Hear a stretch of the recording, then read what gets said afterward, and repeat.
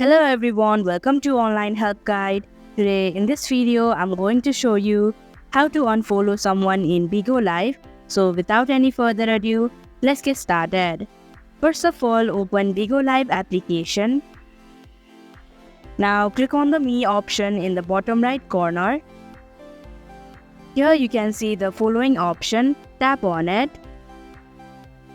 Click on the profile of the person that you wanna unfollow.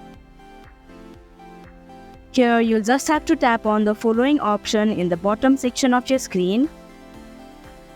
Then tap on Unfollow button. And that is how you can unfollow someone in Bigo Live application. Thank you for watching Online Help Guide. Hope this video was helpful.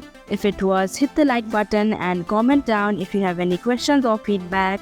Also, if you are new to our channel, subscribe and hit the bell icon so that you don't miss our upcoming videos.